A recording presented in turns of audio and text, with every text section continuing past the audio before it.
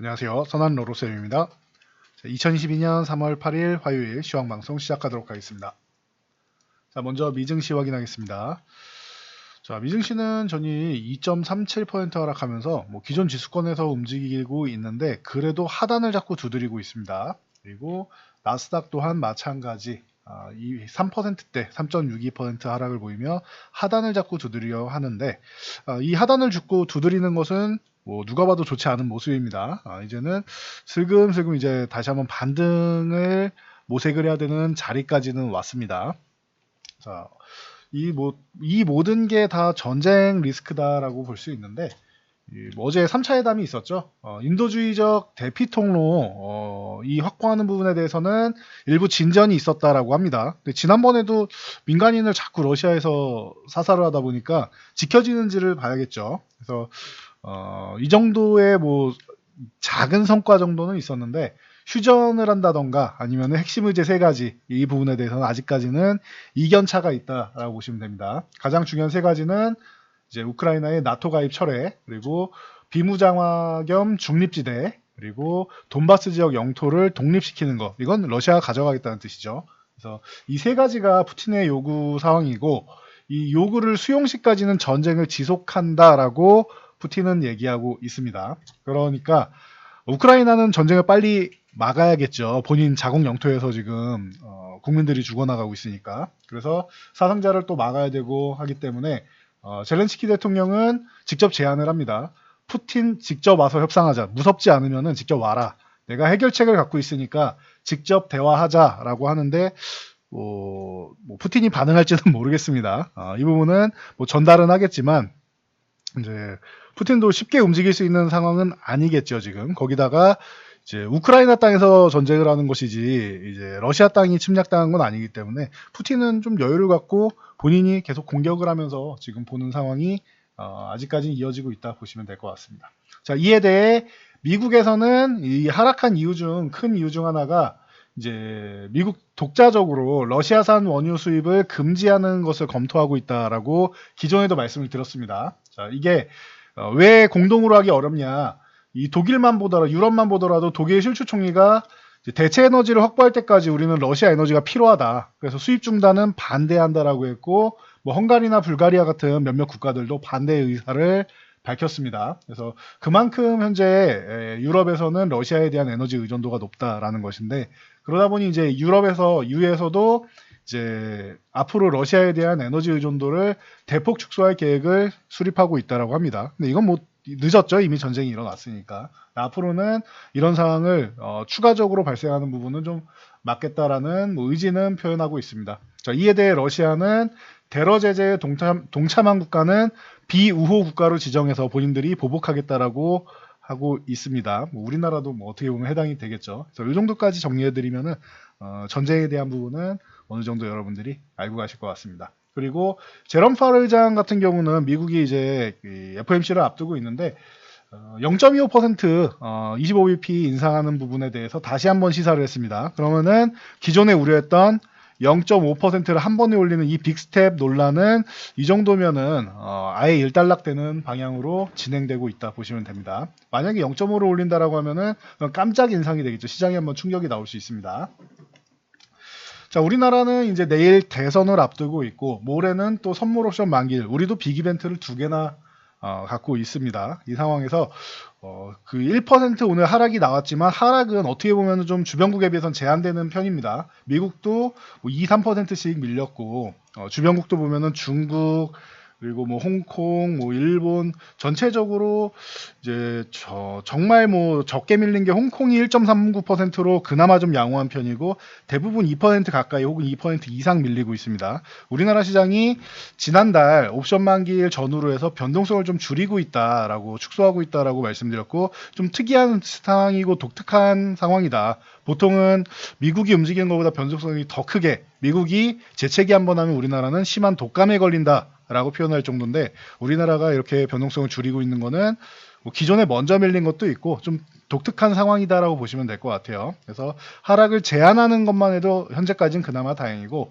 만기일까지 포지션을 보면은 최근에 하락 포지션을 어제랑 오늘이랑 해서 좀 줄이고 있었는데 마감에 다시 한번 이제 풋옵션은 매도했던 부분을 다시 좀 채워놨습니다. 그래서 이제 보면은 콜옵션 34억, 풋옵션 12억이면은 상승 포지션이 조금 더 많습니다. 하락 포지션보다는. 근데 기존에 있던 포지션이랑 혼합해서 합성해서 보면은 만기 지수는 외국인이 유리한 지수권은 한 2570에서 하단은 2570포인트에서 2680포인트 사이 정도면 어느 구간이어도 괜찮습니다. 외국인은. 이 정도면 괜찮고, 그럼 기관을 한번 봐야 되는데, 기관 같은 경우는 2600포인트에서 플러스 마이너스 1% 정도면은 2600 한 70대에서 2600 한 2570에서 2600 한 30 정도? 이 정도면은 충분히 이제 기관은 만족스러운 정도가 됩니다. 그래서 변동성이 지금 2620 정도인데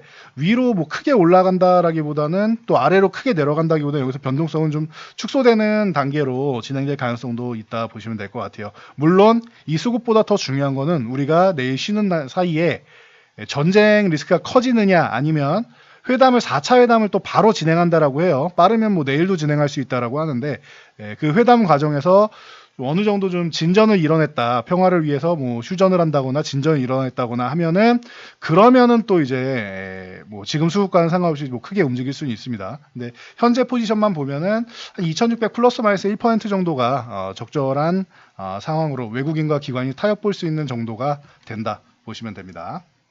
그래서 뭐 코스피는 이제 양호한 모습, 그리고 코스닥 같은 경우도 900포인트 회복 시도 후에 안착을 못하고 다시 한번 밀려 내려왔는데, 코스닥은 추후에 이 전쟁 리스크 정도 해소가 되면은 다시 한번 뭐 900포인트 회복되는 건 자연스럽고, 오히려 이렇게 급격하게 밀려서 신용잔고를 청산한 게 추후에는 추가 상승을 이루는데 도움이 될 수 있다라고 말씀드렸습니다. 그래서 코스닥은 지금 현재는 굉장히 좀 뭐 기분도 나쁘고 불편하고 괴로운 상황이지만 이 전쟁 리스크 부분만 해소가 된다라고 하면은 오히려 급반등이 나오면서 좋은 모습을 볼 수 있다라는 거 참고하시기 바랍니다.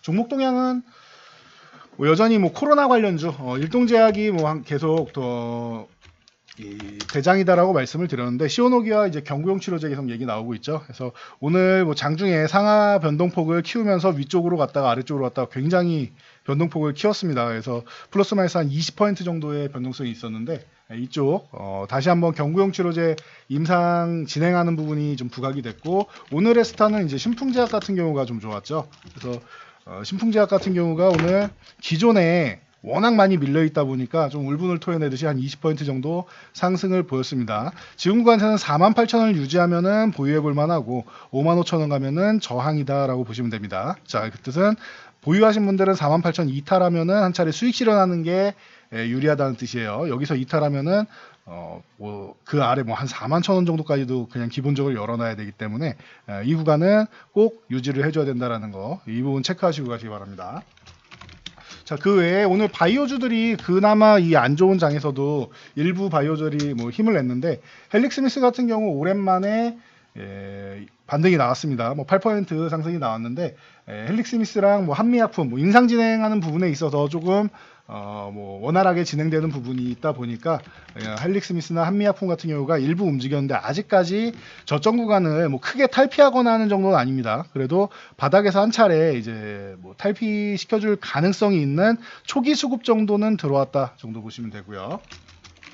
계속 말씀드렸던 T플렉스 같은 경우는 이제 오늘까지 어제 5,100원 돌파해서 요 구간만 유지해주면 좋다 말씀드렸는데, 오늘 아예 갭으로 뛰어버렸죠. 그래서 갭으로 뛰어서 오늘 21% 상승을 보였습니다. 이제는 뭐 해야 된다? 정리할 구간을 찾을 구간이다라고 보시면 될 것 같아요. 올라가면은 일부씩 분할로 줄여가면서 보시면 되고, 충분히 수익을 올렸죠. 이거 4,000원대부터 이제 무기화를 시작하면은 중국에 대한 뭐 히토류에 대한 부분도 있고, 이제 자원개발 쪽이나 이쪽으로 해서 티플렉스 뭐 유니온 같은 쪽이 관심을 받을 수 있다 말씀드렸는데, 뭐 이미 뭐 충분히 6,000원 중반대면은 많이 올라왔습니다. 이 정도면은. 그래서 언제 또 휴전이 될지 모르고 언제 또 합의가 될지 모르는 것이기 때문에, 이렇게 단기적으로 보는 종목들은 올랐을 때 일부 정리를 하고, 그리고 나서 뭐 쉴 때 다시 본다던가 아니면 다음 돌아오는 섹터를 준비하는 게 유리할 수 있습니다. 축하드립니다. 티플렉스.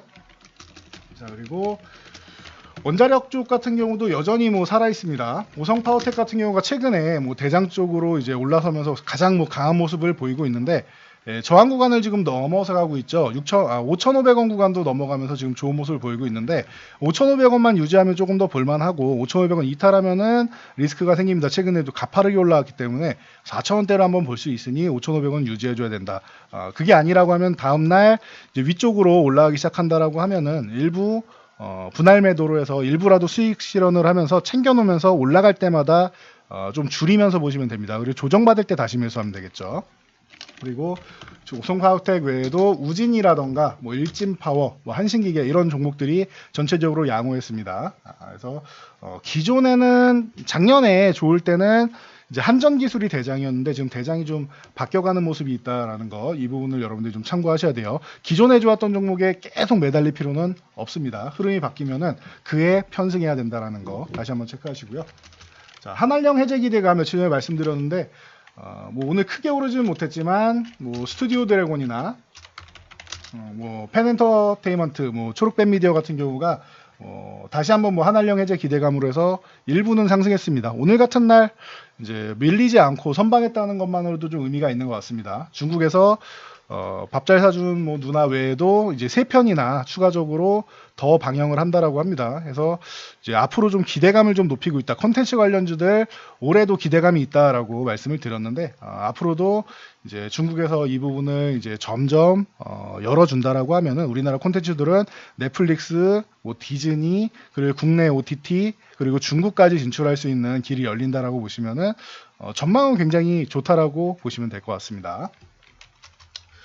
자, 그리고 미국에서 이제 이 바이든 대통령이 디지털 달러 행정명령 서명을 기다리고 있다 말씀드렸는데, 이 관련해서 뭐 KCT라던가 뭐 KCS, 한네트, 로지스 같은 종목이 움직였는데, 이쪽은 일단은 뭐 우리나라 일은 아니지만 당장 테마성으로 한 번씩 치고 빠지는 정도로 보시면 될 것 같아요. 그래서 꾸준히 들고 가기보다는 지금 상황에서는 수급이 들어올 때 수익 실현을 하고 나중에 좀 눌리면 다시 보고 하는 형식으로 테마로 보는 거지, 아직까지는 이게 대세가 되지는 않고 있다라는 정도 보시면 될 것 같아요. 우리나라도 지금 준비는 하고 있죠. 그래서 이 디지털 화폐 같은 경우도 관심은 갖되 아직까지는 테마성이 뚜렷하다. 그리고 이 우리나라도 지금 테스트 기간 거치고 나면 한 내년 정도나 돼야지 좀 본격적이 될 텐데, 그러면은 약간 일찍 진입할 수는 있더라도 지금은 좀 시기상조다라고 보시면 될 것 같아요. 지금은 아직까지는 테마다 정도로 보시고, 넥스트 같은 경우는 개별 이슈가 있었습니다. 최근에 이